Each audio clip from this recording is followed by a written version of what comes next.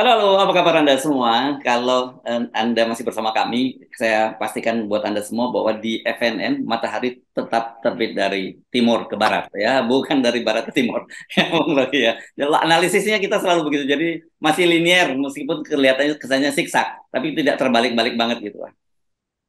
Kita mau seluruh setting politik itu ikuti aja ketetapan alam gitu, dan Yes. di ujung peristiwa-peristiwa politik orang akan lihat tanda-tanda alam itu. Nah, Hmm. tanda-tanda ini yang akhirnya membatalkan seluruh kalkulasi di depan. Jadi dari awal Pak Jokowi berupaya untuk menerbitkan matahari bukan dari tempatnya itu. Nah, itu akibatnya tuh. Ya, Matahari mesti diterbitkan dari 0%, bukan ya. kan udah di derajat ke-20 baru terbit kan. ufuk ufuk ufuk timur itu kan horizontal bukan 20. Yes, yes, oke. Oke, Pak, mari kita bahas soal itu soal Pak Jokowi ya, karena Pak Jokowi ini kata kata Pak Zulkifli Hasan setelah kemarin menghadap. Jadi ini memang kita kita sering bingung juga nih Pak Zulkifli Hasan ini ngadep ke Pak Jokowi ke istana sebagai Menteri Perdagangan atau sebagai Ketua Umum, kita bingung gitu. Tapi kemarin dia membuat peran dua peran itu sebagai Menteri Perdagangan sekaligus katanya dia kan juga ngomong-ngomong politik gitu. Dan kata Pak Zulkifli Hasan, Pak Jokowi ngajak ngopi-ngopi para pimpinan koalisi besar itu. Nah, ini saya kira sebenarnya dari sini saja kita sudah tahu kan bahwa sekarang pun jangankan koalisi besar, koalisi Indonesia Bersatu aja udah berantakan mungkin gitu. Kalau Julhas itu dia menteri dagang-dagang Erik, dagang-dagangin Erik tuh. Oh, oke. Ya, ya. Kan itu udah rahasia umum lah, nggak mungkin PAN itu beralih dari Erik. Erik investasinya udah cukup banyak. Tapi yang lebih lucu lagi, Jokowi masih berupaya untuk merapikan barisan ini. Ini barisan yang udah bubar sebetulnya. Hmm, Jadi hmm. biarin aja kan. Ya Jokowi bilang suka-suka kalian dah. Jadi kalian silakan pergi pada Ibu Mega, tanya siapa di antara Erik dan Sandi misalnya yang mau diusulkan sebagai cawapresnya. Nanti saya setuju aja. Kira-kira mestinya begitu Jokowi. Tapi Jokowi kan orang yang tetap politiking. Jadi dia nggak sadar bahwa aura dia udah hilang, itu intinya kan. Jadi Hmm. yang diundang untuk ngopi-ngopi pun ya dianggap ya udahlah kita ngopi-ngopi dengan orang yang udah lumpuh. Jadi nggak ada problem lagi kan. Jadi apapun ya mungkin sekedar lip service saja. Pan bilang ya kita terserah Jokowi lah. Padahal sebetulnya deal dengan PDIP di bawah tangan udah mulai jalan kan.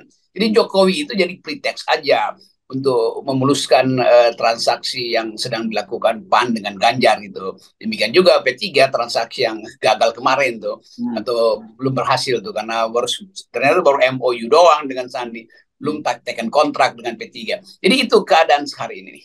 Ya, oke. Dan apalagi kalau kita bicara soal Gerindra dan Golkar, ya saya kira itu justru itu elemen yang paling penting kan di situ. Di luar itu PKB yang sudah bersama dengan Pak Prabowo.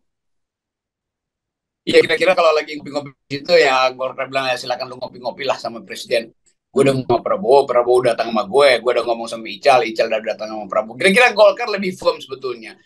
Transaksi di antara Gerindra dan Golkar sangat rasional pas itu. Kebutuhannya apa, kebutuhannya buat kampanye apa, kebutuhan buat bailout separtai yang lain. Jadi lebih mudah kita bayangkan transaksi yang lebih pasti antara Golkar dan Gerindra atau sebaliknya antara Prabowo dan Airlangga Hartarto. Jadi kalau terjadi pertemuan itu lebih lega sebetulnya Airlangga. Airlangga mungkin lihat dari atas ya ini orang lagi minum kopi, tapi sebetulnya gue udah disuduhin kopi oleh Gerindra.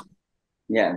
Dan sebenarnya bisa kita melihat hari ini ya kalau memang jadi nanti pertemuan antara eh, eh, apa pertemuan dengan KIB itu sendiri kita sudah tahu kemana arahnya dan kalau kita lihat tapi sinyal-sinyalnya kan clear memang P3 Golkar menyatakan bahwa ya sebenarnya kalau kita dengan Gerindra itu saudara kandung gitu seperti dikatakan oleh Tantowi ya dan memang nggak salah memang Gerindra, bahkan Nasdem, bahkan Demokrat, banyak partai-partai lain itu sebenarnya semuanya itu berasal dari rahimnya Golkar kan. Ya saya menganggap kalau pertemuan nanti ya mungkin Jokowi sekedar mau mencurahkan sisa emosinya itu, tapi dia nggak bisa lagi kendalikan itu. Dan orang kayak Golkar itu kan terlatih untuk trik ngomong iya di depan Jokowi, tapi dianggap Jokowi nggak punya pengaruh lagi, dia nempel dengan cara yang lain ke Hmm. Gerindra misalnya. Demikian juga ya PAN juga sebetulnya tipenya sama tuh. Kan mereka menganggap ya buat basa-basi perlu stempel Jokowi, dan Jokowi merasa dia memang masih punya stempel. Memang dia masih punya stempel, tapi untuk mengatur hal yang udah serumit ini itu nggak ada lagi kapasitas Jokowi.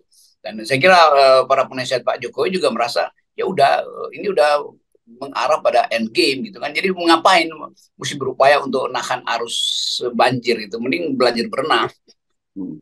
Ya makanya nggak salah juga kalau pilihan kosakatanya yang disebut oleh Pak Zulkifli Hasan itu ngopi-ngopi. Karena ngopi-ngopi ini kan pertemuan informal ya, yang tidak ada bisa aja ngalor ngidul nggak karuan gitu dan bisa berakhir tanpa kesepakatan sama sekali. Jadi nggak ada beban kalau namanya ngopi-ngopi gitu. Saya melihat arah PDIP yang justru mesti kita nilai. Di ngopi-ngopi ya udah itu transaksi kecil-kecil lah. Besok juga ngopi-ngopi lagi tuh dengan Hmm. ketidakpastian. Yang lebih tidak pasti justru PDIP. Dan masih Hmm. kita dengar kalau kita ngintip nguping-nguping itu tetap ketegangan itu jalan. Dan orang menganggap ya kenapa rakyat nggak bergairah ya mendukung Ganjar itu. Bahkan dalam beberapa polling yang secara cepat-cepat menganggap bahwa Ganjar justru kehilangan pendukung-pendukung kritisnya tuh karena sorry, PDIP kehilangan pendukung-pendukung kritis karena faktor Ganjar di situ kan. Kan Hmm. tetap ada juga kalangan intelektual yang menganggap keutuhan keutuhan PDIP itu tergantung pada kemampuan Ibu Mega untuk taat asas. Dan itu yang menyebabkan justru beberapa anak muda yang bicara dengan saya, mereka justru bangga ketika Ibu Mega mengatakan kami akan keluarkan kartu presiden itu pada saatnya 1 Juni dijanjikan, berarti hari peringatan mengingatkan Soekarno, dan itu datang dari internal PDIP. Itu anak-anak muda merasa, oh Ibu Mega betul-betul kuat ya. Kalau sekarang ternyata Mega main-main, itu critical mass dari PDIP justru mempertanyakan ini partai akhirnya diagunkan ke siapa gitu. Jadi itu sebetulnya. Jadi bagi saya lebih penting melihat kondisi di PDIP. Saya menyayangkan nanti kalau PDI bubar hanya karena Ganjar nggak dapat dukungan penuh. Jadi partai ini udah retak, itu masalahnya. Nah partai yang retak bisa dibikin makin retak oleh aktivitas ngopi-ngopi di di luar sana itu nanti itu. Hmm. Ya, tapi kan ini sebenarnya soal soal PDIP ini juga sangat tergantung dari hasil ngopi-ngopi. Sebenarnya bukan hasil ngopi-ngopi, maksud saya dari sikap Pak Jokowi sendiri ya, seperti apa, kemana arahnya. Artinya kalau kemudian sinyalnya Pak Jokowi itu kemudian tidak mendukung Ganjar juga itu jadi jauh lebih serius karena bagaimanapun juga berarti Ganjar semata-mata harus mengandalkan hanya suara dari PDIP dan Ya. elektabilitasnya yang juga rendah. Tetapi Pak Jokowi juga saya kira juga kalau dia berani seperti itu dia juga mempertaruhkan masa depan dia juga kan bagaimanapun juga semua kekacauan yang terjadi ini karena berterkait dengan kekhawatiran Pak Jokowi terhadap masa depan dia pasca lengser dari sebagai presiden. Nah itu dalilnya kekhawatiran Jokowi lah yang membuat kekacauan politik Indonesia hari ini nih. Yes, ya, Tapi ya. sebaliknya Jokowi juga menganggap kira-kira dalam pikirannya tuh, oke ini cara terakhir saya untuk memberitahu publik bahwa itu Ganjarnya saya loh itu yang saya Hmm. titipkan di situ kan. Karena itu Hmm. saya mesti backup dengan aparat dia ya Erick Thohir dan P3 Sandiaga. tuh karena Erick Thohir P3 PKB masih jadiin aparat Jokowi. Tapi kalau soal Golkar itu susah dianggap sebagai aparat Jokowi karena Hmm. Golkar punya banyak senior kan. Kalau di PAN ya udah ketua umumnya aja. Di Hmm. PKB sudah si Muhammad aja, tuh P3 ya sudah Mariano aja. Tapi Golkar dia institusi itu dan Dan juga Gerindra ya, saya kira Golkar dan Gerindra ya. Golkar dan Gerindra itu susah dikendalikan oleh Jokowi. Jadi Jokowi mau pakai ya bahkan mungkin dia pungut di tengah jalan itu ide bahwa oke dia masih bisa kasih kesan bahwa itu Erik apa namanya Ganjar itu belum pernah lepas dari saya tuh. Padahal sebetulnya dari awal kita lihat bahasa tubuh Pak Jokowi itu didudukkan oleh Megawati sebagai orang lumpuh di waktu deklarasi Ganjar kan. Jadi itu publik pun udah tahu bahwa Jokowi sudah nggak punya endorsement power, ngapain ngajak ngopi-ngopi lagi tuh. Mending dia pulang tidur enak aja tuh dan terima aja apa yang akan terjadi yang diakibatkan oleh ambisi konyol Jokowi untuk memperpanjang kekuasaan, mengendalikan partai politik. Kan itu semua dimulai dari pelanggaran etik Jokowi, ingin mengendalikan, padahal dia udah selesai 2 periode, mau ngapain?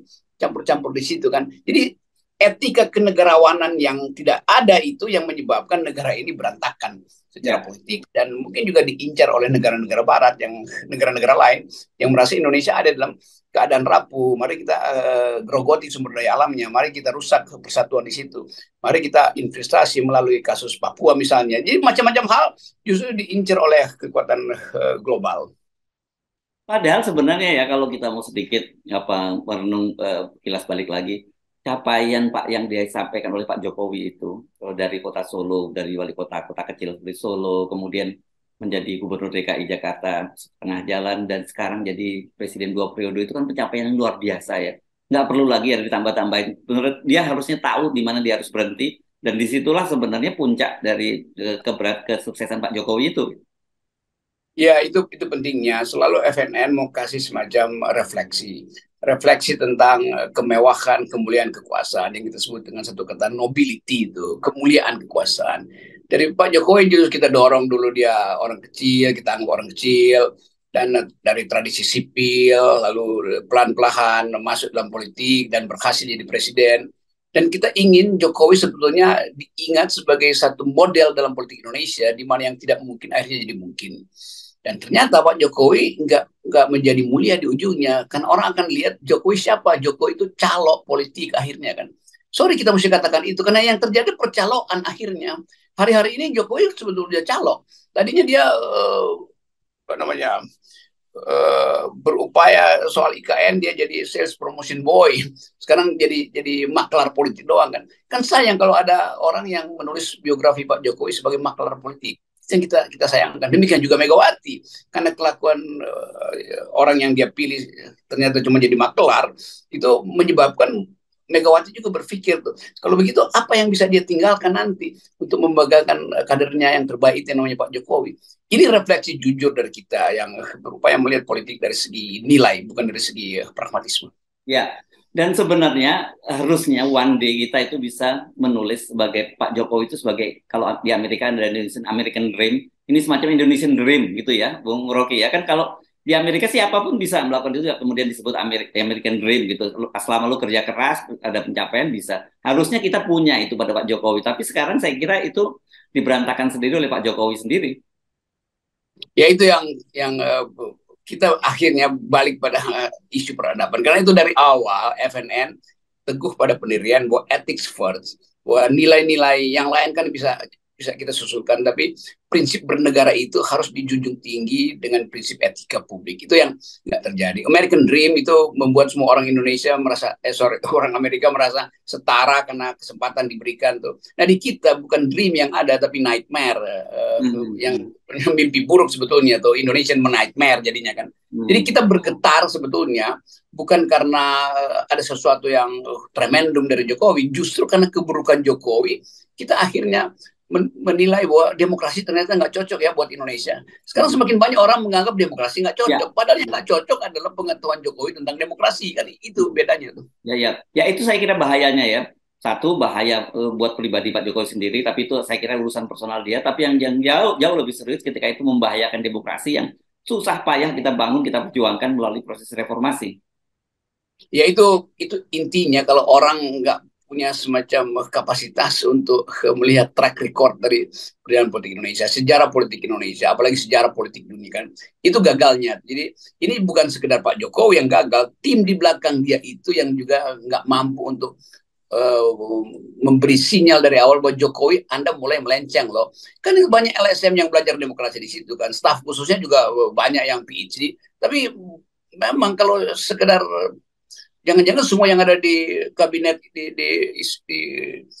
di istana itu orang yang nggak punya kapasitas berpikir sebetulnya. Ya punya ijazah, tapi mau palsu nggak penting. Tapi kapasitas untuk berpikir etis nggak ada gitu. Di Yes. KSP juga begitu kan. Banyak orang yang tahu bahwa ini udah salah, tapi takut untuk menegur kan. Jadi ada mental feodal sebetulnya yang membuat negara ini kacau, dan kekacauan itu mesti kita katakan dengan jujur bahwa ini disebabkan oleh orang yang tadinya dianggap bermutu oleh PDIP terutama, ternyata enggak. Dan Ibu Mega sendiri yang menganggap ternyata Jokowi enggak bermutu kan. Kalau dia bermutu, maka Ibu Mega akan sponsori semua hal yang dilakukan oleh Pak Jokowi, termasuk cara Pak Jokowi untuk terus menjadi endorser. Jadi itu soalnya. Yang berbahaya justru ini buzzer-buzzer dan para penjilat pendukung itu tetap menganggap Jokowi punya strategi apa. Dari segi nilai demokrasi dia udah gagal. Dia membuat bangsa ini nggak punya harapan dalam upaya menghasilkan seorang leader yang diasuh dan diasah dengan bagus melalui kompetisi yang fair. Yes, oke. Baik. Terima kasih, Bung Rocky. Dan Ya, kita tetap akhir dengan 0%. Bermula dari 0 dan berakhir dengan 0. Ya. eh